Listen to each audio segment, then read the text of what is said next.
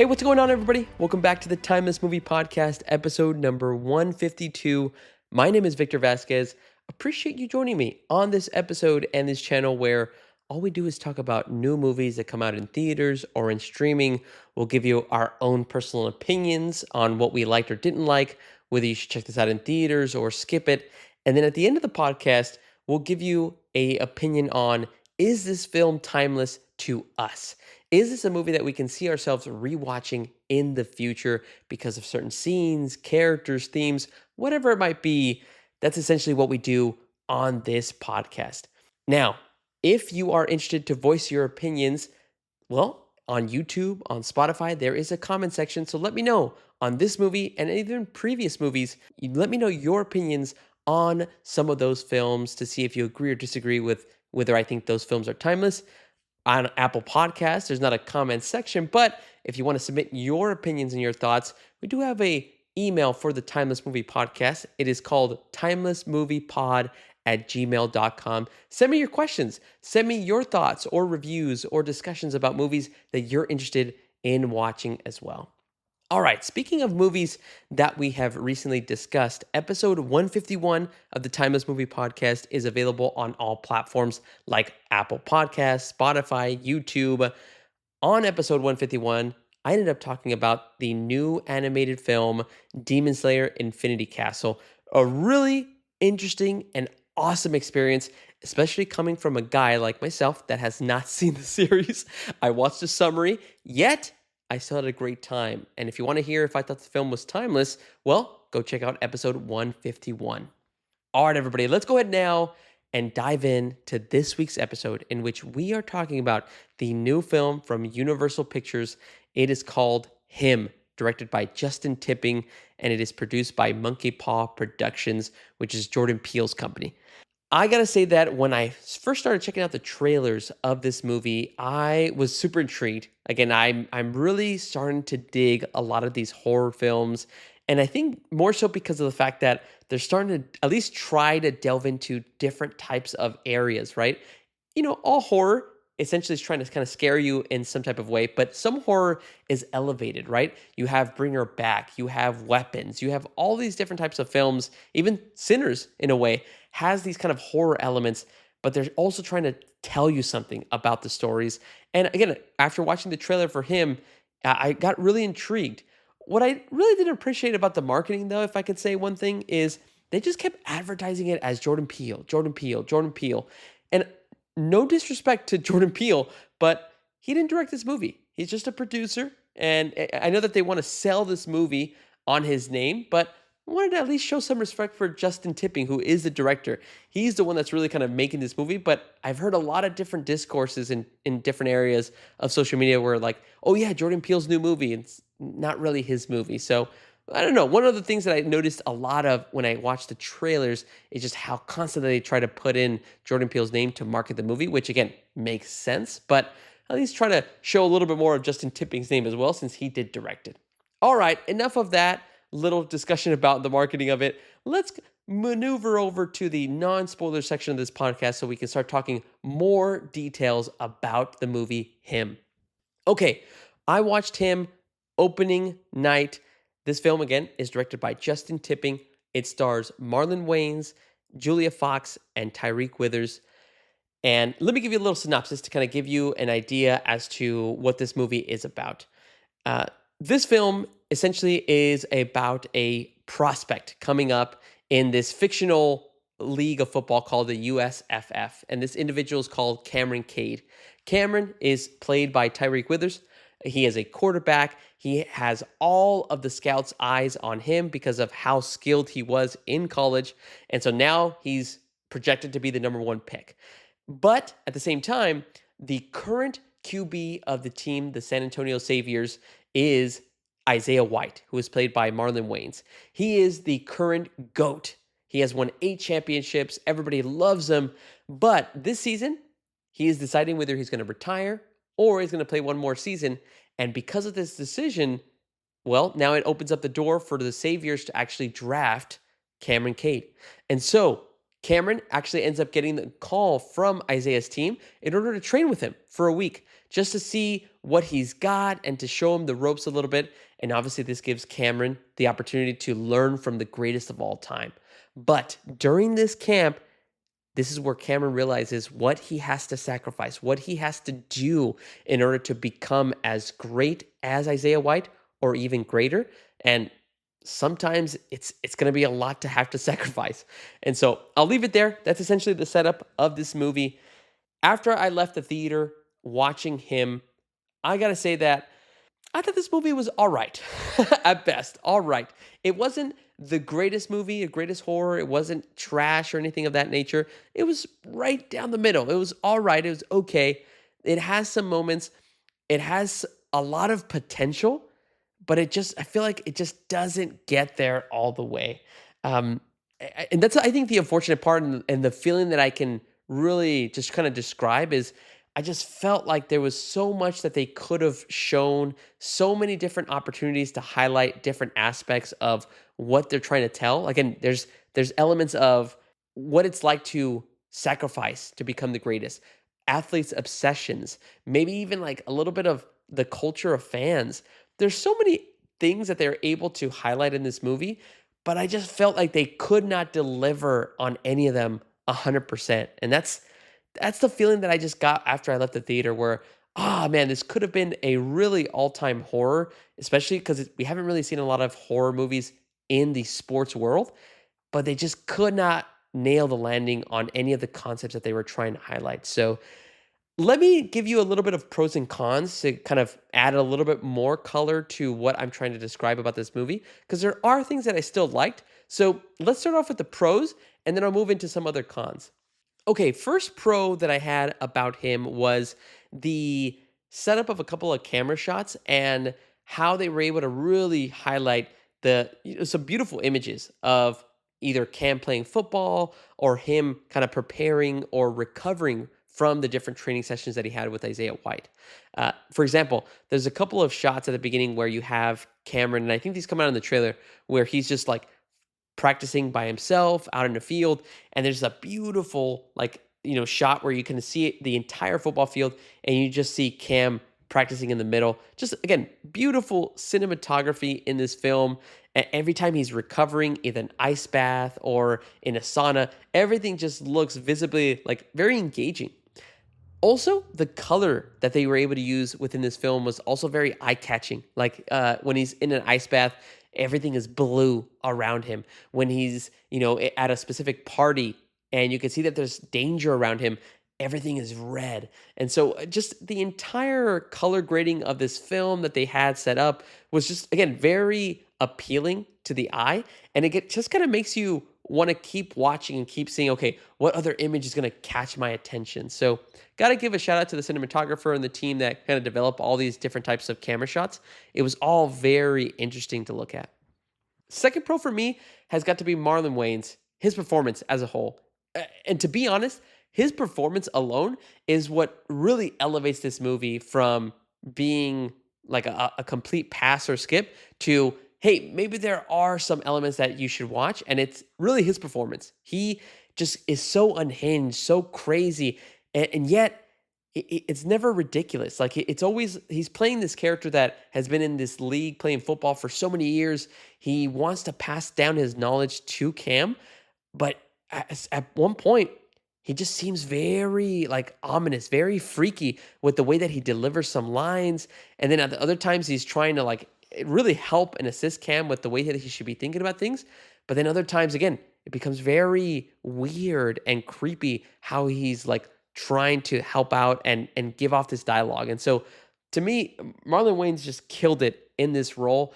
And I really hope that we get to see more of him in this type of a way where he's just, again, playing like an unhinged kind of crazy character. Also, one of the other things that I found with his performance is that because you're so intrigued with what he's doing, you kind of, when he's not on screen, you kind of want him to come back on screen. Or like anytime it was just Cam or other people, I'm like, okay, let's hurry this up because I want to see what Marlon Wayans is going to do. What is Isaiah White about to pull off or say or make Cam do in order to become the greatest of all time? So it's just that kind of a performance that kind of is so magnetic that I just really enjoyed. Okay, last pro that I had about him was I appreciated a lot of the dialogue where they were trying to add in about different cultures and how they would perceive, not athletes, but more so passing on greatness. How we've always had this infatuation with gladiators and entertainment. And so all these different types of concepts and aspects that they talked about, I liked how they try to discuss it. This does lead me into the con section. So again, I'll leave it at that. That again, just explaining and talking about how this isn't new in regards to football and people being obsessed with it. Us as humans, we've always been curious in regards to how certain athletes do, or how people are just you have boxers who face off one on one, and us as humans, we get this rush and adrenaline of wanting to see these two gladiators face off, and that just continues in modern day today. So I really liked how they kind of describe some of those aspects. But let's jump over to the cons, because this concept of, again, gladiators, this concept of, who is the greatest of all time and how do you obtain this type of ability? There's so many concepts that they had in this film. And one of the biggest cons that I can say is that just it sometimes they never goes 100%. It just never fulfills or executes all of the ideas that it's trying to present. And that's the unfortunate part. You have like these different types of symbolisms of religion in a way. You have fan culture, you have an athlete's obsession. There's all these things that they introduce, yet none of them are completed full circle. Like you have maybe a couple of ideas, of how Isaiah White became the greatest of all time, but you only get 50% of his story. You get all these ideas of like fan culture, and maybe they highlight that for a couple of scenes, but it's only like 45 to 50% of it. So there's so many things that they try to fit into this movie, but again, it feels like if they would have focused more on one or two things and just complete it all the way through 100%, let's execute this idea, I feel like the movie would have been much better of an experience. But the fact that they were able to fit in so many ideas and concepts in an hour and 36-minute movie and just feel like everything just feels half, it feels like, okay, I only got part of this concept or part of this story, that just leaves me with a bad taste in my mouth. Also, second con that I have is with the character of Cam. I feel like I understand that he was obsessed and he wanted to be the greatest quarterback of all time, but there was times that in this camp that he was working with Isaiah White, there was so many crazy things happening, and I feel like they could have maybe expanded a little bit more about what he's actually feeling in these moments. Instead, it feels like he's not really reacting. Like all these crazy instances of people getting hurt, people getting sacrificed, and then Cam is just so oblivious to it that he's like, I just want to be the greatest of all time. And so I don't know. I just didn't really vibe with that kind of a feeling of having the main character just be so infatuated with becoming the greatest that he can kind of ignore all these other elements. I know that that's kind of part of the story that they're trying to tell about an athlete, and how, again, when you are trying to become the best, you maybe ignore and put off other elements of your life. But I don't know. That kind of feeling, it didn't work with me. All right, those are all the cons and the pros that I wanted to bring up about the movie Him. Now, I want to offer a recommendation in regards to, should you check this out in theaters? Should you watch it for streaming, or should you skip it? In my opinion, this is not a must watch. This isn't something that you have to run to the theaters and go check out. Again, to me, it feels like there's just a lot of things that are just mixed into this film. It's very messy. And so I would say that at best, maybe you can wait for streaming to check this movie out, especially if you like, and if you want to see a great performance. That would be the reason why I would still have people check this movie out, is because of that crazy and intense performance by Marlon Wayans. Other than that, if you're not into football, if you're not into horror, then this might be a skip for you. All right, everybody. Those are all of the non-spoiler thoughts that I wanted to cover for the movie Him. Let's now dive into spoiler territory and start talking a little bit more about whether this film is timeless or not, and obviously spoiling a couple of more aspects of this movie. So if you don't want to be spoiled, and if you have not seen the movie, please jump out of the video now, jump out of the podcast, watch the movie, then come back And again, in the comments, in our email, timelessmoviepod@gmail.com, let me know if you agree or disagree with some of my thoughts that I'm going to bring up in a little bit. All right. Hopefully that gave you enough time in regards to not being spoiled by the movie Him. Let's go into the first question of this spoiler section, which is Him a timeless movie? Is it something that can stand the test of time and be rewatchable by anybody that enjoyed this movie? I gotta say that after watching Him, it is not a timeless movie for me. I'm pretty sure that was maybe obvious with some of the things that I was bringing up in regards to the cons and saying how it was messy. But let me add a little bit more in regards to why I don't think this movie is timeless. First reason why is going back to the character of Cam. I feel like there was a couple of things that they could have added to make him just a little bit more interesting.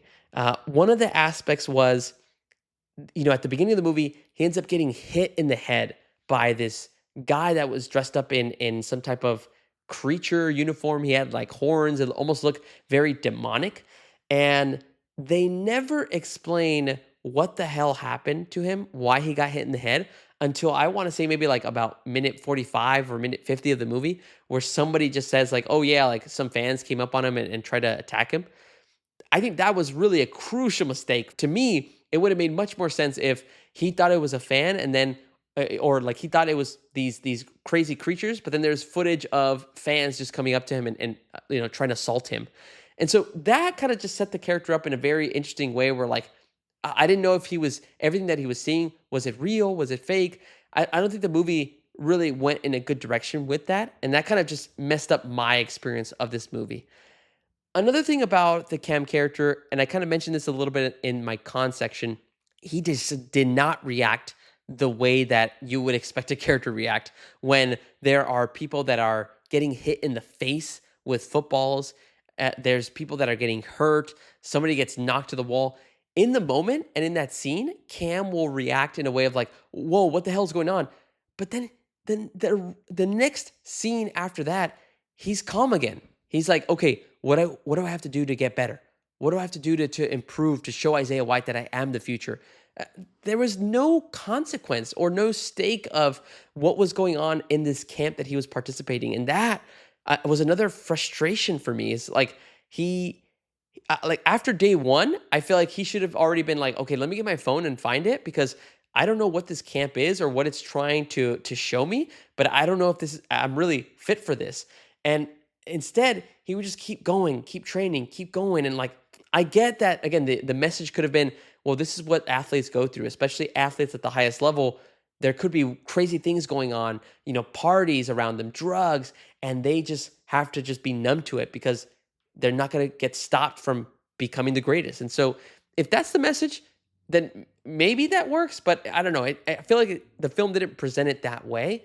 And so, I really wish, again, from the perspective of Cam, I feel like he should have been freaking out even more. Like after day one, day two, he should have been looking for ways to get the hell out of here or get explanations as to why things are being done this way. And so I don't know. That was long-winded, but I just feel like the character of Cam was just set up in a very interesting way that just didn't vibe with me.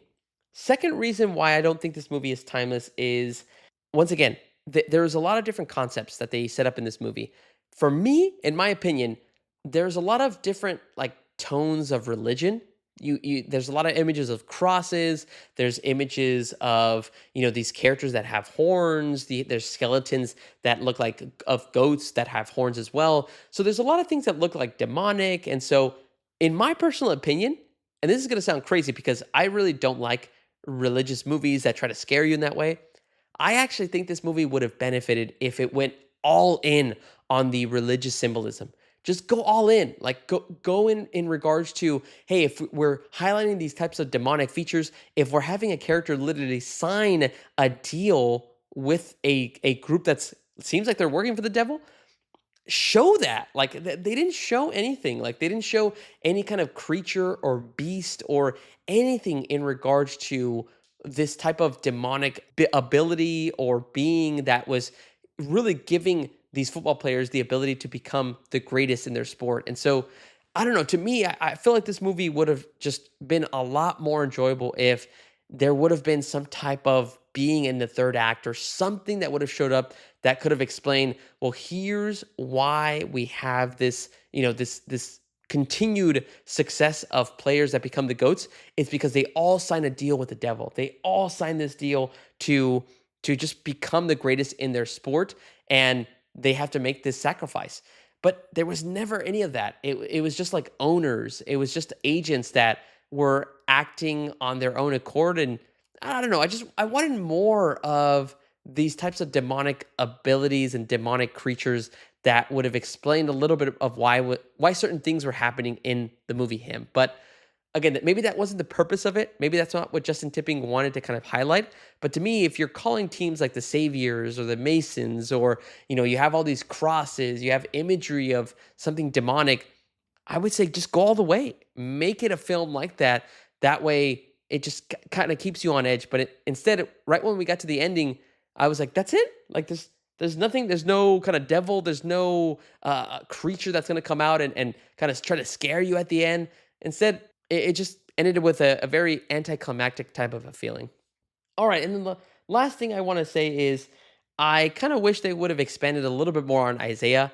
Selfishly, I wanted to see more of Marlon Wayans, but I wanted to see how he got his abilities, because essentially the reason why he's the greatest of all time is because he signed a deal where he gets the blood of the past individual or the past football player that was the greatest of all time. And so essentially for the last couple of generations, the greatest players have essentially just passed each other's blood one after the other. And once they have this blood, they have this innate ability to just be the best in their sport. And so, well, in football, really, because there's only one sport that's shown here. And I don't know. I wanted to see more flashbacks. I wanted to see how Isaiah struggled or what he went through before he decided to accept this deal. And, I feel like that would have added even more to it. And so I guess in essence, my true con is the movie is too quick. It's only an hour and 36 minutes. I feel like we could have added another 15 to 20 minutes to show more of Isaiah White, to show more of Cam and, him coming up or him dealing with the pressures of these fans that are wanting him to be the best. I just feel like the movie could have added a lot more depth to it just to make it that much more enjoyable. But again, I definitely could be in the minority on this. So if I am, let me know in the comments below or in an email if you agree or disagree with some of the thoughts that I had in regards to, maybe pushing these concepts even further in the film. Those are all of the reasons why I think this film is not timeless. Again, don't like to end these on a negative note. So my last little note of him is Marlon Wayans. I mean, I got to bring it up again. He had so many great scenes. He would have these moments where he would just go crazy and like yell right in the face of Cam. And then he would just like hit his nose, make a little boop.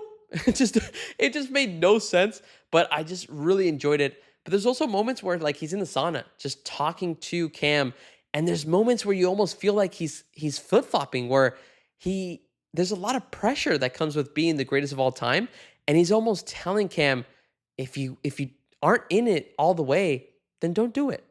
Don't put yourself here just because other people have told you that you have to be the greatest. And so, again, there's a lot of different types of moments where he's not just being crazy all the time, Marlon Wayans is. He's actually trying to kind of give some good feedback to Cam.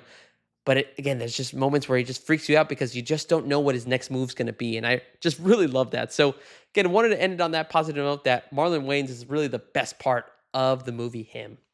All right, those are all of my thoughts in regards to the movie Him. I want to hear from you guys. What are your opinions and your thoughts about this movie? Am I just way off? Am I just not thinking of this movie in the right way? Would love to hear your guys' opinion, and let's have a conversation about the movie Him. Again, in the comments on YouTube or Spotify, put them there, or on Apple Podcasts, leave a review, or send an email over to me at timelessmoviepod@gmail.com. All right, everybody, those are all of my thoughts. This has been episode number 152 of the Timeless Movie Podcast. Make sure to check out next week's episode as we cover a new movie and we try to decide if it is timeless. All right, everybody, appreciate you guys, and I'll talk to you later.